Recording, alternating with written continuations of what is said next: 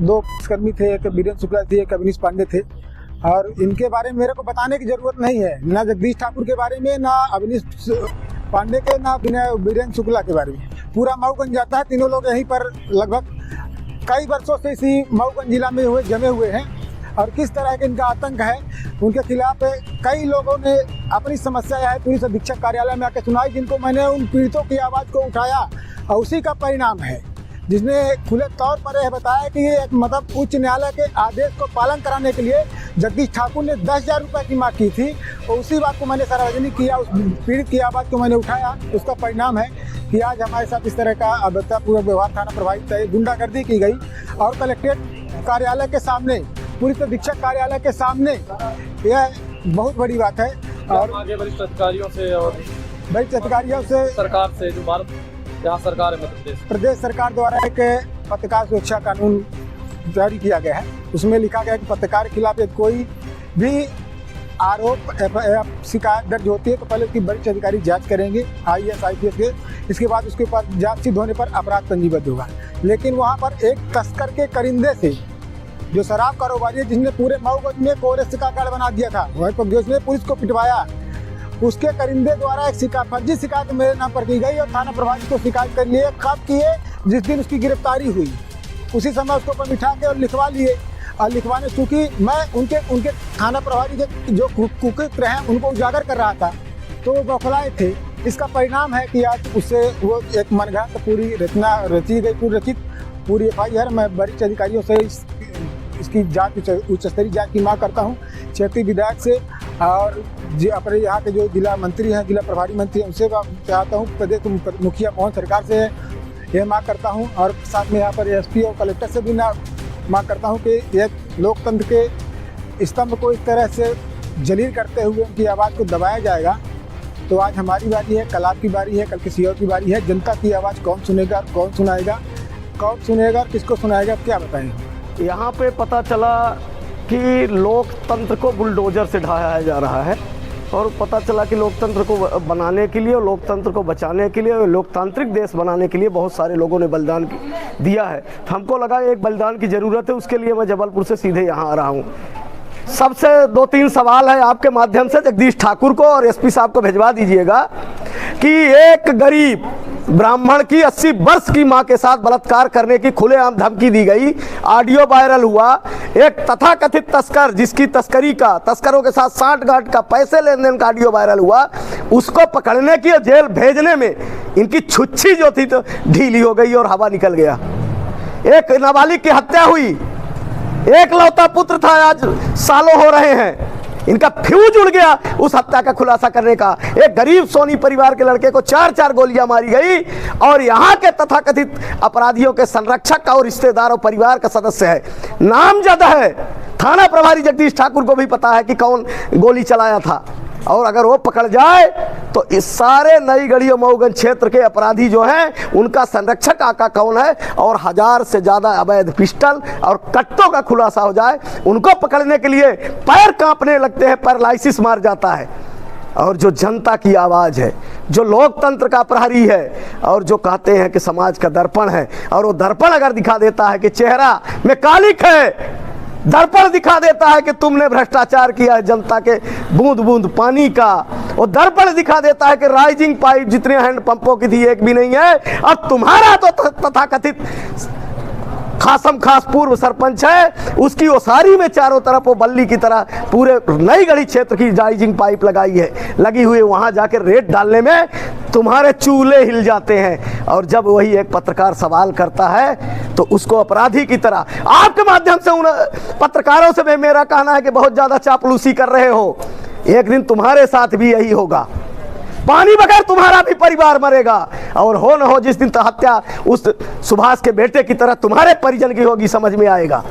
मैं बोलता हूँ, बोलता था, बोलता हूँ, बोलता रहूँगा।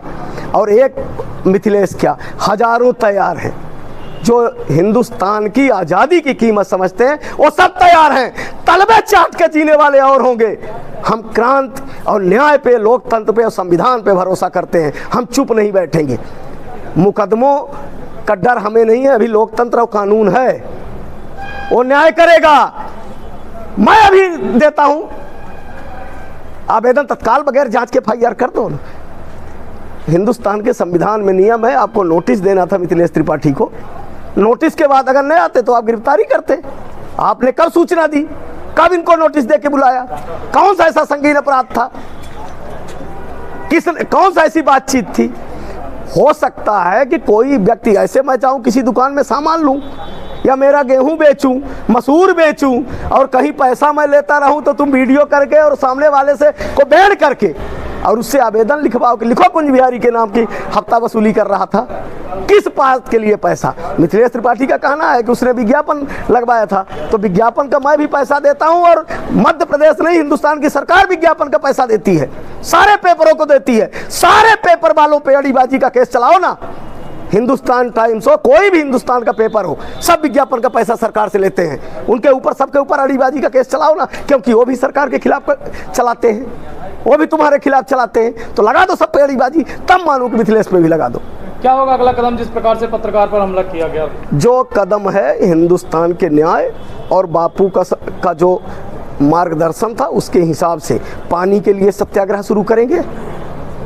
पिपर छता की लूट, लालगंज के तालाब की लूट, नल जल की लूट, इतनी बड़ी लूट पे मौन हो और 10,000 या 2,000 कोई पत्रकार एडवर्टाइज का ले रहा है तो उस पर फर्जी FIR और वो भी बंद करके, तो चुप नहीं बैठेंगे। एक नहीं 1000 हो जाए, FIR तुम्हारे हाथ में है, संविधान न्याय हमारे पास रास्ते हैं, हम न्यायालय जाएंगे। और CCTV फुटेज की अभी हमने RTI अपने साथियों को कहा था, अगर नहीं लगी है तो कल RTI से हम CCTV फुटेज की मांग करेंगे और उसके आधार पर हम न्यायालय की शरण में जाएंगे। देखिए, बहुत गलत है। एक पत्रकार जो चौथा स्तंभ होता है, अगर किसी प्रकार की कोई बात, ऐसी घटना होती है या कोई ऐसा अपराध होता है तो वरिष्ठ अधिकारी को बताना पड़ता है। वरिष्ठ अधिकारी से वही मैंने पूछा तो उनके संज्ञान में कुछ नहीं है। तो ये फुल गुंडागर्दी जैसी बात है और ये असहनीय है। क्या ये पत्रकार की आवाज बंद करने की? गुंडे लोग तो हमेशा पत्रकार के विरोध में, क्योंकि पत्रकार लोग स्पष्ट खुल करके बोलने वाले लोग होते हैं। जो गुंडागर्दी करेगा उसको तकलीफ होगी। क्या चौथे स्तंभ पर जिस तरह से ये चल रहा है और आपकी सरकार क्या इसमें पत्रकार? नहीं, हम तो चौथे स्तंभ जो है पत्रकार, उनके साथ में भी हैं, सरकार भी साथ में है। अभी हमारे पास उन पत्रकार का आवेदन भी आया है, SP से भी बात हुई, कलेक्टर से भी बात हुई। जरूरत होगी तो ऊपर, बिल्कुल ऊपर भी बात करेंगे, बहुत शीघ्र आपको पता चलेगा। और किसी पत्रकार के साथ इस तरह का कोई भी दुर्व्यवहार करेगा वो बर्दाश्त नहीं किया जाएगा। क्या लगता है बदले की भावना से किया गया है? अब वो तो बदले की भावना जैसा कुछ अगर आएगा तो देखेंगे, मगर किसी पत्रकार के साथ कोई भी ऐसी बात आती है तो वरिष्ठ अधिकारियों को जरूर बताना चाहिए। बिना वरिष्ठ अधिकारियों के बताए अगर कोई कुछ करता है तो गुंडागर्दी मानी जाएगी। पत्रकारों का तो काम है, जनप्रतिनिधि के साथ भी लिखेंगे, पुलिस के भी लिखेंगे। बिल्कुल लिखते हैं, आप लोग लिखते हैं कभी। अभी अब बताइए, मैं तो 7-8 साल से हो गया, आप सब लोगों ने अच्छा खराब जो भी हमारे बारे में लिखा, कभी मैंने किसी पत्रकार को अगर ऊंची आवाज में बोला हो तो बताइए? नहीं बोला। पत्रकार स्वतंत्र है, वो लिखेंगे, अगर वो नहीं बोलेंगे तो कौन बोलेगा? और इसलिए पत्रकार को अधिकार है, वो पक्ष और विपक्ष दोनों चीजें लिखेंगे। कहीं सही दिखेंगे तो उसको लिखेंगे, कहीं गलत दिखेगा तो उसको भी लिखेंगे, मगर बदले की भावना से अगर कोई ये करता है तो गुंडागर्दी। मामला सामने आ रहा है, पिंटू साकेत जो कि 307 का आरोपी है और उसके करिंदे ने आरोप लगाया कि मिथिलेश त्रिपाठी ने हमसे 10,000 रुपए की डिमांड करी, नहीं तुमको फंसा दो। तो क्या एक तस्कर की बात को पुलिस सही मान रही है और उस पर कार्रवाई कर रही है? व्यक्तिगत रूप से पुलिस किसी मामले में इन्वॉल्व होगी तो उसको छोड़ा नहीं जाएगा। पुलिस डिपार्टमेंट को बदनाम करने वाला अगर कोई कर्मचारी होगा तो उसको भी नहीं बख्शा जाएगा। मध्य प्रदेश सरकार में पुलिस जो काम कर रही है, जनता के कल्याण के लिए काम कर रही है, और पुलिस की में बैठ करके कोई व्यक्ति अगर गुंडागर्दी के साथ काम करेगा तो वो बख्शा नहीं जाएगा। निश्चित रूप से आज एक आतंकवादी की तरह उसको घसीट के ले जाए, वो सब जानकारी में है, उनका आवेदन मिल गया है, उसको पूरी कार्रवाई होगी। पूरा मामला ये है कि उनके खिलाफ एक प्रकरण कायम था नई बड़ी थाने में। उस संबंध में पूछताछ के लिए थाना प्रभारी ने बुलाया और उनका पत्रकार महोदय का ये आरोप है कि उनके साथ जो है अभद्रता की गई और उनके साथ जो दुर्व्यवहार किया गया, उसके संबंध में एक शिकायत दी गई, शिकायत की हम जांच करेंगे और जांच के आधार पर जो भी तथ्य होंगे हम आगे की कार्रवाई करेंगे। सर जो कार्रवाई होती है एक तस्कर की रिपोर्ट पर, तस्कर का करिंदा है जो उसकी दुकान ये सब जांच का विषय है, हम जांच के विषय जांच में जो भी तथ्य आएंगे उसके आधार कोई किसी पर पत्रकार पर आरोप लगा दे तस्कर की हमसे वसूली की है। पर उसको हम देखते हैं कि किन परिस्थितियों में प्रकरण कायम हुआ। मेरे आने के पहले का वो चूंकि प्रकरण कायम है तो उसको हम देखेंगे।